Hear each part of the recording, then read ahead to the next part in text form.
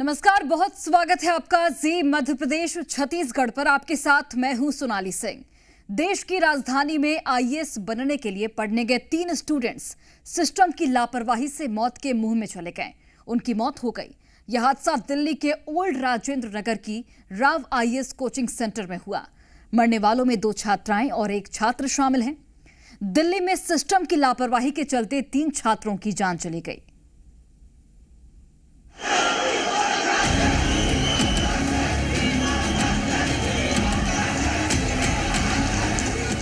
अरविंद केजरीवाल जी की आम आदमी पार्टी की निकम्मी सरकार समय रहते डिसिल्टिंग करवाते या नाले की सफाई करवाते तो ना तो जल भराव सड़क पर होता, ना वो बेसमेंट जलमग्न होता। लाइब्रेरी खोल रखी है, बच्चे पढ़ा रहे हैं, ये टोटल क्रिमिनल एक्टिविटीज है। इनके खिलाफ सख्त से सख्त कार्रवाई होनी चाहिए।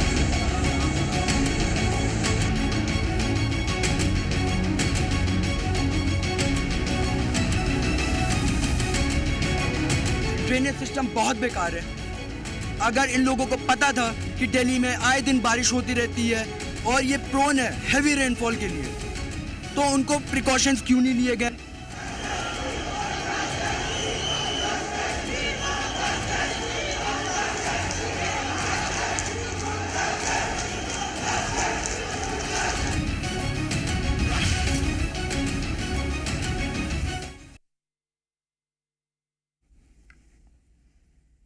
और देश की राजधानी दिल्ली में शनिवार शाम जो हुआ उसने पूरे देश को झकझोर कर रख दिया है। देश की राजधानी होने के बावजूद दिल्ली की लचर सिस्टम ने सबको हैरान कर दिया है। दिल्ली का old Rajendra Nagar UPSC aspirants का सेंटर है और ऐसी अहम जगह पर इस तरह की घटना बेहद शर्मनाक है। हादसे से जुड़ी इन 4 तस्वीरों को आप गौर से देखिए। बेसमेंट में कोचिंग की लाइब्रेरी में पानी भरने के बाद हालात इतने खराब हुए कि बेसमेंट में फंसे 17 छात्रों में से 3 को अपनी जान गंवानी पड़ी। खबरों के मुताबिक 2 छात्रों की मौत डूबने से और 1 छात्र की मौत करंट लगने से हुई है। हालांकि इस हादसे के बाद कोचिंग के मालिक और कोऑर्डिनेटर को गिरफ्तार कर लिया गया है। अब सवाल उठ रहे हैं कि बेसमेंट में लाइब्रेरी कैसे बनाई गई, लेकिन बच्चों की जान जाने के बाद इस तरह की कार्रवाई महज खाना पूर्ति नजर आती है।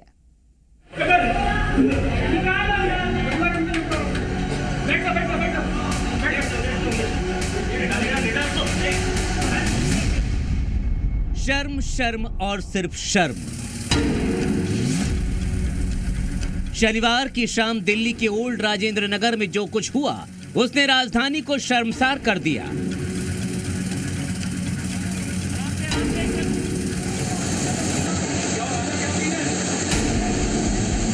राजधानी को झीलों का शहर बनाने का सपना दिखाने वाली दिल्ली सरकार शर्मसार है।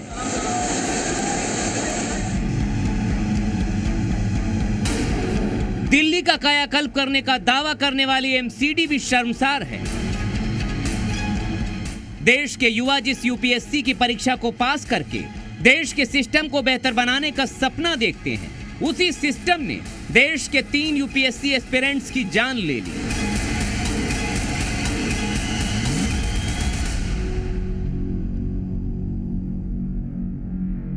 श्रेया यादव उम्र 25 साल, तानिया सोनी उम्र 25 साल, नेविन डाल्विन उम्र 28 साल। दिल्ली के ओल्ड राजेंद्र नगर के राव आईएएस कोचिंग सेंटर में पढ़ने वाले इन तीनों यूपीएससी एस्पिरेंट्स की जान बारिश के पानी ने ले ली। जी हां, बारिश के पानी ने। बच्चों की मौत की वजह पर आपको यकीन नहीं आ रहा तो पूरी डिटेल को ध्यान से सुनिए और देखिए।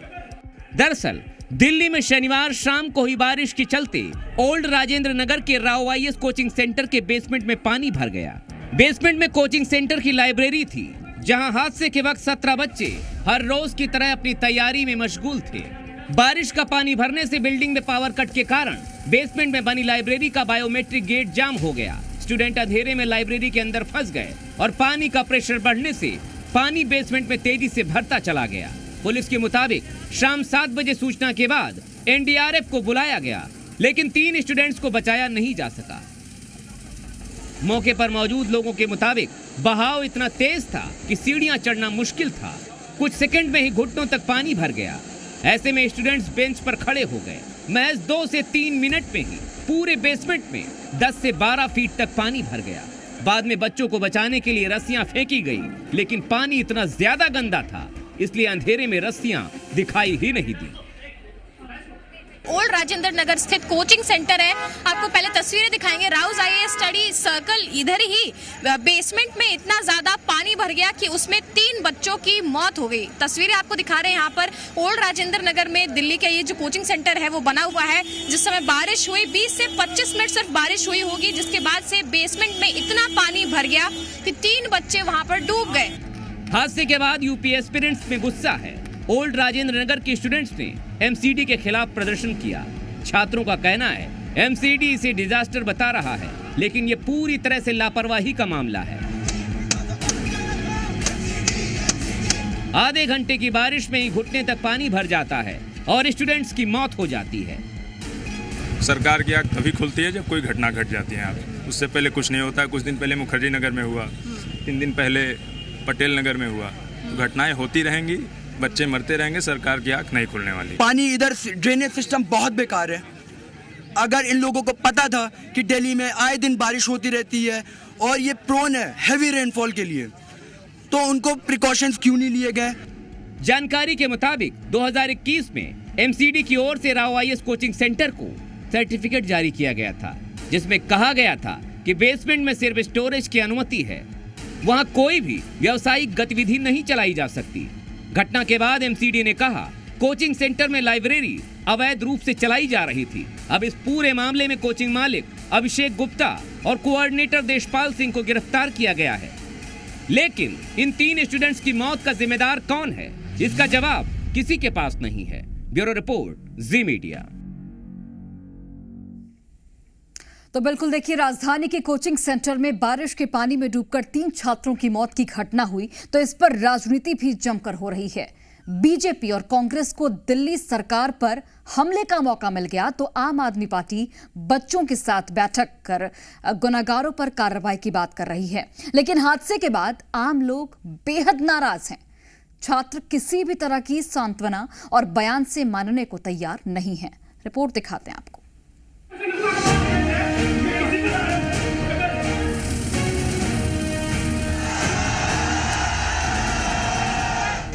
राजधानी दिल्ली के कोचिंग सेंटर बेसमेंट में डूबने से 3 छात्रों की मौत हुई तो इस पर राजनीति भी शामिल हो गई। जिस सिस्टम ने इन छात्रों की जान ली, वही सिस्टम अब अपना दुख जताने, सांत्वना देने पहुंच रहा है। हादसे के बाद धरना प्रदर्शन कर रहे छात्रों से मिलने आम आदमी पार्टी की सांसद स्वाति मालीवाल मौके पर पहुंची। दिल्ली सरकार से मनमुटाव के चलते स्वाति मालीवाल ने अपनी ही सरकार के खिलाफ जांच और एफआईआर की बात कह दी। सरकार के मंत्रियों की और जो एमसीडी के मेयर हैं और काउंसलर हैं और एमएलए हैं जो दिल्ली सरकार के, उनकी पूरी जिम्मेदारी बनती है। वो अपनी आंखें ऐसे मोड़ नहीं सकते। कितनी शर्म की बात है। वहीं दिल्ली से सांसद मनोज तिवारी ने इस हादसे को हत्या बताते हुए केजरीवाल सरकार को गुनहगार ठहरा दिया। कैसी संवेदनहीन हो गई है अरविंद केजरीवाल की सरकार। बारिश के पहले नाले नहीं साफ कराते। कितना बड़ा खतरा है। हम हत्या की श्रेणी में रख रहे हैं, ये हत्या है। दिल्ली बीजेपी अध्यक्ष ने भी आम आदमी पार्टी के खिलाफ मोर्चा खोला और पूरे हादसे को षड्यंत्र बताते हुए दिल्ली की मंत्री आतिशी का इस्तीफा मांग लिया। कोचिंग सेंटर हादसे पर बीजेपी के नेता भी हमलावर नजर आए। इन बच्चों की मौत के जिम्मेदार पूर्ण तरह केजरीवाल सरकार और स्थानीय विधायक दुर्गेश पाठक जी हैं, जिन्होंने क्रिमिनल नेग्लिजेंस करी। ये हादसा नहीं, हत्या है। देश के युवा दिल्ली में आते हैं अपना भविष्य बनाने, लेकिन भ्रष्टाचार की भेंट चढ़ गए। कोई जवाब देने को तैयार नहीं है। दिल्ली में हुए दर्दनाक हादसे के बाद कांग्रेस की तरफ से भी प्रतिक्रिया सामने आई। कांग्रेस महासचिव प्रियंका गांधी ने ट्वीट करते हुए लिखा कि दिल्ली के कोचिंग के बेसमेंट में पानी भरने से 3 छात्रों की मृत्यु की घटना हृदय विदारक है। दिवंगत आत्माओं एवं शोकाकुल परिजनों के लिए ईश्वर से प्रार्थना करती हूँ। हाल ही में पटेल नगर में एक छात्र की करंट लगने से मौत हो गई थी। ये लापरवाही और अव्यवस्था की पराकाष्ठा है कि जो बच्चे दूर दूर से यहाँ अपने सपने पूरे करने के लिए आते हैं, उनकी जिंदगी भी उनसे छिन रही है। ये आपराधिक और गैर जिम्मेदाराना है। इसकी जवाबदेही तय होनी चाहिए और सबसे जरूरी है कि जिन इलाकों में प्रतियोगी छात्र रहते हैं वहां से हर वो निर्माण, हर गतिविधि जो अवैध और जानलेवा है उसे दुरुस्त करना चाहिए। प्रतिक्रिया राहुल गांधी की तरफ से भी आई। राहुल गांधी ने हादसे पर दुख जताते हुए सिस्टम को कटघरे में खड़ा कर दिया। दिल्ली की एक बिल्डिंग के बेसमेंट में पानी भर जाने के कारण प्रतियोगी छात्रों की मृत्यु बहुत ही दुर्भाग्यपूर्ण है। कुछ दिन पहले बारिश के दौरान बिजली का करंट लगने से एक छात्र की मृत्यु हुई थी। सभी शोकाकुल परिजनों को अपनी भावपूर्ण संवेदनाएं व्यक्त करता हूं। इंफ्रास्ट्रक्चर का ये कॉम्प्लेक्स सिस्टम की संयुक्त असफलता है। असुरक्षित निर्माण, लचर टाउन प्लानिंग और हर स्तर पर संस्थाओं की गैर जवाबदेही की कीमत आम नागरिक अपना जीवन गंवा कर चुका रहा है। सुरक्षित और सुविधाजनक जीवन हर नागरिक का अधिकार और सरकारों का दायित्व है। लापरवाही किसकी है? जिम्मेदार कौन है? गुनहगार कौन साबित होगा?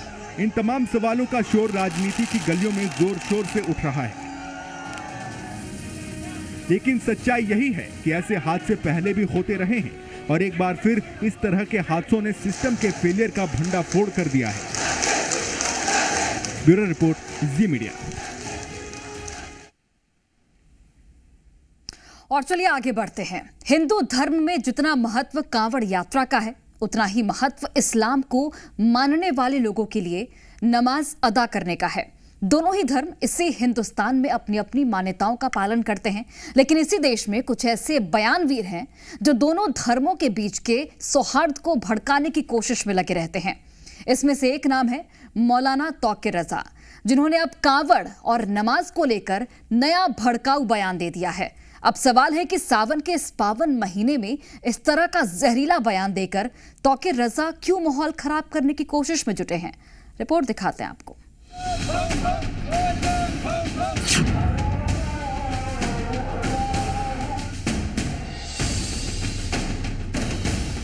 हमारे 10 मिनट बर्दाश्त नहीं है, हम आपका 1 महीना बर्दाश्त कर रहे हैं। कांवड़ यात्रा को लेकर मौलाना का भड़काऊ बयान। क्या कांवड़ यात्रा को बर्दाश्त करते हैं तौकीर रजा? नमाज और अजान से क्यों की गई कांवड़ यात्रा की तुलना? कांवड़ यात्रा को लेकर लोगों को भड़काने की साजिश।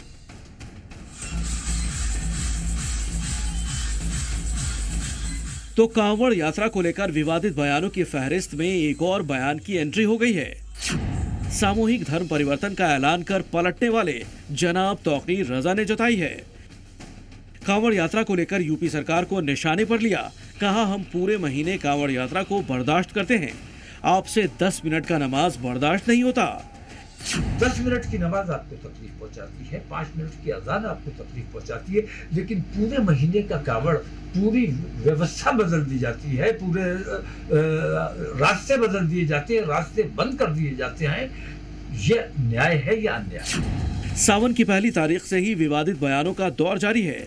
कांवड़ मार्ग पर नेम प्लेट के फैसले का खूब हंगामा हुआ। सुप्रीम कोर्ट के फैसले के बाद मुद्दा शांत हुए बमुश्किल 1 हफ्ता ही बीता था कि तौकीर रजा को सदियों पुरानी परंपरा आहत कर गई। कांवड़ियों के लिए किए जाने वाले इंतजाम से दिक्कतें आने लगी। कांवड़ के नाम पर रास्ते बंद कर देते हैं, हाईवे जाम कर देते हैं। 10 मिनट में और 1 महीने में कितना बड़ा अंतर है भाई। तो आपको हमारे 10 मिनट बर्दाश्त नहीं है, हम आपका 1 महीना बर्दाश्त कर रहे हैं। हिंदू तुष्टीकरण का काम किया जा रहा है, सरकारी पैसा तमाम धार्मिक कार्यों पर खर्च किया जा रहा है। यह अन्याय है, इसके खिलाफ तमाम हिंदुओं को भी इसके खिलाफ आवाज उठानी चाहिए। तौकीर रजा के इस भड़काऊ बयान का मुद्दा जी न्यूज के कांवड़ समागम में भी उठा। हिंदू धर्मगुरुओं ने जहां इसे समाज के लिए गलत बताया, तो वहीं मुस्लिम स्कॉलरों ने तौकीर रजा के इस बयान से किनारा कर लिया।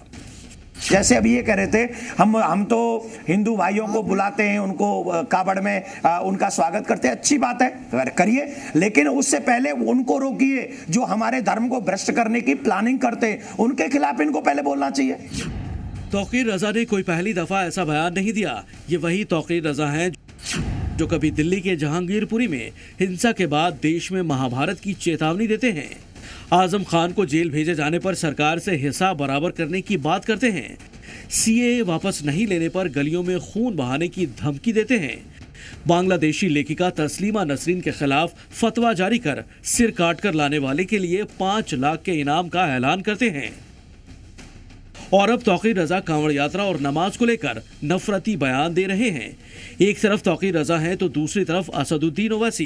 कांवड़ यात्रा में लगे दुकानों पर सुप्रीम कोर्ट का फैसला आ चुका है, लेकिन ओवैसी कांवड़ के बहाने अब यूपी सरकार की तुलना हिटलर से कर रहे हैं।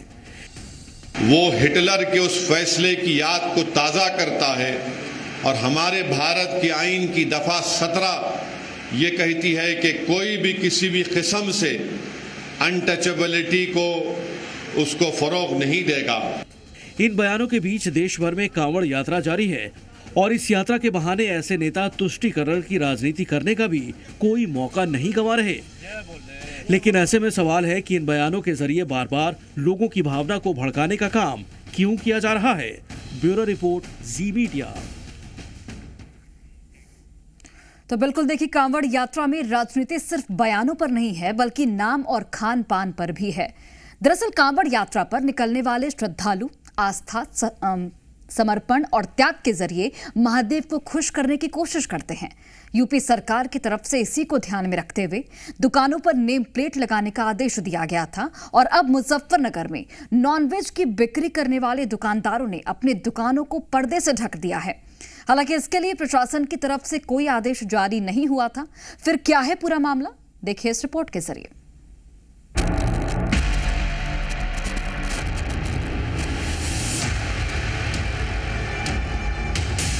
रेस्तरां के बाहर कटीले तार, खाली बंद करने से काम नहीं हो सकता, ढकना जरूरी है। होटल के आगे लंबे लंबे पर्दे। ये तस्वीरें हरिद्वार मुजफ्फरनगर के कांवड़ मार्ग की हैं। यहाँ पर किसी प्रदर्शन की तैयारी नहीं है, ना ही सरकार और प्रशासन की तरफ से ऐसा कुछ करने का फरमान जारी किया गया है, बल्कि ये मुहिम इस रास्ते पर खुले नॉनवेज होटल मालिकों की अपनी मुहिम है। मुजफ्फरनगर के कांवड़ मार्ग पर इन होटलों में न केवल ताला लगाया गया है बल्कि पूरे परिसर को अलग अलग तरीकों से कवर भी किया जा रहा है और कटीले तारों के बाड़े भी लगाए जा रहे हैं। देखिए, मुजफ्फरनगर में होटलों पर किस तरह से बाड़बंदी हुई पड़ी है उसकी एक और तस्वीर आपको दिखाते हैं। आप देखिए, ये मुजफ्फरनगर का 9 ढाबा है। ढाबा बंद है क्योंकि नॉनवेज के जितने भी ढाबे हैं उन सभी के ऊपर ताला लटका पड़ा है। ताले की तो तस्वीर आप देख सकते हैं। लेकिन अब हो क्या रहा है कि कहीं पर पर्दों से तो कहीं पर यहाँ पर आप देखिए कि किस तरह से कटीले तारों से इस पूरे होटल को इस तरह से ब्लॉक किया गया है और होटल मालिक ने ही इसे इस तरह से ऐसे बल्लियों के सहारे और कटीले तारों के सहारे ऐसे इसको ब्लॉक किया है। जिस होटल की कटीले तारों से बाड़ेबंदी की गई है वहीं पास में हमें एक और दुकान मिली। दुकानदार ने कांवड़िया और प्रशासन दोनों से ही सहयोग की बात कही। सुरक्षा के लिए, ताकि कोई चोरी चारी सामान न लेके जावे रात बेरात यहाँ से निकाले। दरअसल कांवड़ मार्ग पर किसी भी तरह के नॉनवेज प्रोडक्ट की बिक्री पर पाबंदी है। सरकार की तरफ से श्रद्धालुओं की आस्था का ख्याल रखते हुए ये फैसला लिया गया, जिसके बाद न केवल नॉनवेज बेचने वाले दुकानों को बंद किया गया बल्कि उन्हें ढक कर रखा गया है ताकि कांवड़ मार्ग पर चलने वाले श्रद्धालुओं की भावनाएं आहत न हो। देखिए, कांवड़ के मौके पर मुजफ्फरनगर के कई ऐसे रेस्टोरेंट हैं, ढाबे हैं जिन्हें बंद कर दिया गया है। तो आपको कुछ तस्वीर दिखाते हैं। सबसे पहले तो आप ये देखिए, ये है प्लेजरा रेस्टोरेंट, ये भी बंद है, ताला लगा हुआ है। और ये आप देखिए कि पूरे इस रेस्टोरेंट को यहाँ से आप देखिए कि पर्दे से पूरी तरह से ढक दिया गया है। वहीं कुछ और स्थानीय लोगों का कहना है कि हर साल कांवड़ यात्रा के दौरान इसी तरह नॉनवेज दुकानों को ढक दिया जाता है। हर बारी बंद करते हैं, हर बारी बंद करते हैं। अच्छा, पर्दे से हर साल ढकते हैं या मतलब पर्दे से क्यों ढका है? हर साल ही ढकते हैं। क्या मतलब मालिकों का आदेश है? दरअसल सावन की शुरुआत में दुकानों पर नेम प्लेट को लेकर जबरदस्त बवाल हुआ था। सरकार ने खुद सुप्रीम कोर्ट को बताया कि श्रद्धालुओं की आस्था को ध्यान में रखते हुए दुकानों और होटलों पर नेम प्लेट लगाने का आदेश जारी हुआ था और अब उसी आस्था और भावना के लिए नॉनवेज दुकानों को पूरी तरह से ढक दिया गया है ताकि कांवड़ मार्ग पर फिर कोई कलह न हो। देखिए, इस वक्त हम लोग मुजफ्फरनगर के चिकन फूड पॉइंट पर मौजूद हैं और चिकन फूड पॉइंट की आप स्थिति देखिए कि यहाँ पे होटल को ना सिर्फ बंद किया गया है बल्कि पूरे होटल को इस तरह से काला कपड़ा और ये सफ़ेद कपड़ा डालकर ढका भी गया है और बोर्ड को हटा दिया गया है। तो देखिए, ये स्थिति है यहाँ पर कि होटलों के बाहर से लोगों ने बोर्ड भी हटा रखे हैं और इस तरह से इसे ढक भी रखा है। ये तस्वीर है यहाँ पर मुजफ्फरनगर में। शिवांक मिश्रा, जी मीडिया, मुजफ्फरनगर। और चलिए अब बात करते हैं उत्तर प्रदेश की सियासत की, जहां समाजवादी पार्टी ने 2027 में होने वाले विधानसभा चुनाव को देखते हुए बड़ा दांव चल दिया है। अखिलेश यादव ने आज विधायक दल की बैठक में यूपी विधानसभा के नेता प्रतिपक्ष के तौर पर माता प्रसाद पांडे के नाम पर मुहर लगा दी। पीडीए यानी कि पिछड़ा दलित अल्पसंख्यक फॉर्मूले की कामयाबी के बाद अगड़ों को अपने पाले में लाने के लिए इसे अखिलेश का ब्राह्मण कार्ड माना जा रहा है। रिपोर्ट दिखाते हैं।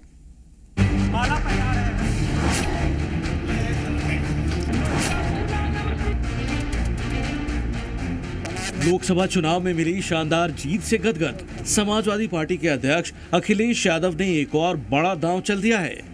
ये दांव 2027 में होने वाले यूपी विधानसभा चुनाव को ध्यान में रखते हुए चला गया है, जिसमें समाजवादी पार्टी की तरफ से यूपी विधानसभा में माता प्रसाद पांडे को नेता प्रतिपक्ष बनाया गया है। आज हुई समाजवादी पार्टी की विधायक दल की बैठक में माता प्रसाद पांडे के नाम पर मुहर लगाई गई, जो कल से शुरू हो रहे विधानसभा सत्र में नेता प्रतिपक्ष की कमान संभालेंगे। हम प्रयास करेंगे। अब राष्ट्रीय अध्यक्ष जी जिस तरह से कर गए हैं, हम उसी रास्ते पर चलने की कोशिश करेंगे। इससे पहले नेता प्रतिपक्ष की रेस में समाजवादी पार्टी की तरफ से कई नाम चल रहे थे, जिनमें शिवपाल यादव, इंद्रजीत सरोज, राम अचल राजभर और तूफानी सरोज का नाम शुमार था, लेकिन फाइनल मुहर माता प्रसाद पांडे के नाम पर लगी। माता प्रसाद यूपी की राजनीति में कद्दावर नेता की पहचान रखते हैं और वो अखिलेश यादव के साथ ही मुलायम सिंह यादव के भी करीबी थे। माता प्रसाद पांडे समाजवादी पार्टी के बड़े ब्राह्मण चेहरे के रूप में जाने जाते हैं। पूर्वांचल की राजनीति में माता प्रसाद का बड़ा रसूख है। माता प्रसाद 7 बार विधायक का चुनाव जीते। मौजूदा वक्त में वो सिद्धार्थनगर की इटावा से विधायक हैं। 2012 में वो यूपी विधानसभा के अध्यक्ष रहे। मनोज पांडे जो सपा के विधायक हैं, उन्होंने सपा से बगावत कर ली थी। ऐसे में ब्राह्मण चेहरे के तौर पर माता प्रसाद पांडे को नेता विपक्ष बनाकर सीधे तौर पर अब सपा ने ब्राह्मण कार्ड खेलते हुए उत्तर प्रदेश में सवर्णों की राजनीति भी शुरू कर दी है। माता प्रसाद पांडे को नेता प्रतिपक्ष बनाए जाने की सबसे बड़ी वजह अखिलेश यादव का ब्राह्मण कार्ड है। यूपी में ब्राह्मणों की आबादी 12% से ज्यादा है और अखिलेश की कोशिश है कि वो इस बार ब्राह्मणों को भी अपने पाले में ले आए। इससे पहले लोकसभा चुनाव में अखिलेश का पीडीए फॉर्मूला कामयाब रहा था। पिछड़े और दलितों ने बड़ी संख्या में समाजवादी पार्टी को वोट दिया था, जबकि अगड़ी जातियों का वोट बीजेपी को मिला था। ऐसे में अब 2027 में होने वाले विधानसभा चुनाव से पहले अखिलेश यादव ने नेता प्रतिपक्ष की कमान ब्राह्मण चेहरे को सौंपकर अगड़ी जातियों को साधने की कोशिश की है। इसके साथ ही अखिलेश यादव ने समाजवादी पार्टी की तरफ से विधायक महबूब अली को अधिष्ठाता मंडल, कमाल अख्तर को मुख्य सचेतक और राकेश कुमार उर्फ आर.के. वर्मा को उप सचेतक नियुक्त किया है। वरिष्ठता के क्रम में वो उच्च स्थान पर हैं और उनके सम्मान में भी और उनके अनुभव को देखते हुए जिस तरीके से उन्होंने उत्तर प्रदेश की विधानसभा में विभिन्न पदों पर रह करके अपनी जिम्मेदारियों का निर्वहन किया है, उसे देखते हुए आज नेता प्रतिपक्ष की उन्हें जिम्मेदारी दी गई है। वहीं कल से यूपी विधानसभा का सत्र भी शुरू हो रहा है, जिसे लेकर समाजवादी पार्टी योगी सरकार को घेरने की तैयारी में जुटी है। बताया जा रहा है कि बाढ़, बेरोजगारी, महंगाई, किसान और कानून व्यवस्था के मुद्दे पर समाजवादी पार्टी आक्रामक होगी। वहीं आज हुई बैठक में विधानसभा सत्र की रणनीति पर भी बातचीत हुई।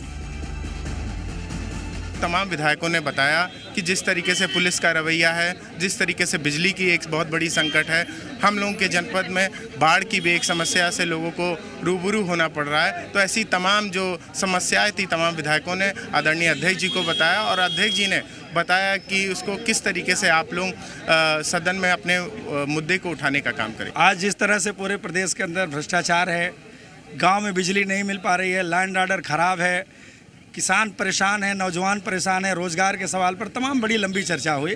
सभी साथियों ने अपनी अपनी राय रखी। कल से विधानसभा चलेगी, उस विधानसभा में हम लोग इन सवालों पर लेकर लड़ने का काम करेंगे।